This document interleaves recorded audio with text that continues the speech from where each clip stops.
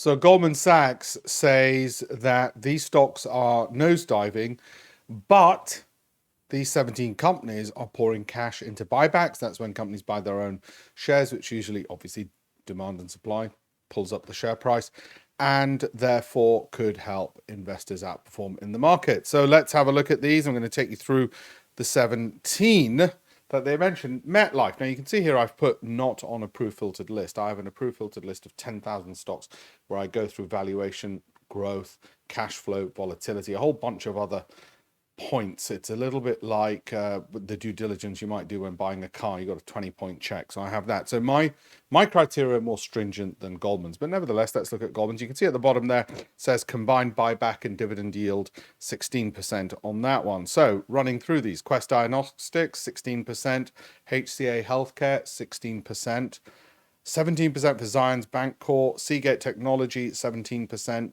Synchrony Financial 17%, APA, Bank of New York Mellon 18%, Oracle 18%. Now, Oracle used to be on my approved filtered list. It's fallen off a bit, and there might be a time to revisit this one for a special situation where those are the kinds of investments where I think over a 2-year period I can get 100% return. Nothing's guaranteed, but based on the falls that the stock has had and the fundamentals being sound. But not yet, not yet. Have a look at my Telegram channel and follow me on here if you want to keep up to date with those as and when those opportunities arise. Bath and Body Works, you've got Lumen Technologies 20%. That was another one which was on our approved list a while back, has fallen off. Wells Fargo 20%, eBay 23%, household name. Marathon Petroleum, I own this. 23% is what they think combined buyback and dividend yield. That's good. Whilst it's not on my approved filtered list, it made another list of mine, which is a special situations list, where what we did is we looked at the stocks which in the first 5 months of the year were the leaders in the S&P 500. And then we monitored the performance for the subsequent 12 months.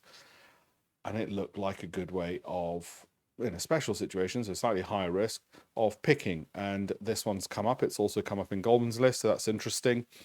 HP, not on the approved list, 24% is what they think there. Nucor, 24%.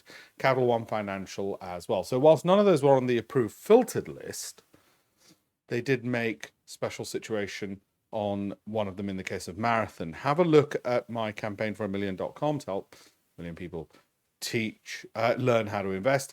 And also follow and like and link and all the rest of it. The links are in the bio, but follow and you'll get more of these updates. In particular, have a look at my Telegram channel and my stock picking competition where we're giving away £150,000 in prizes.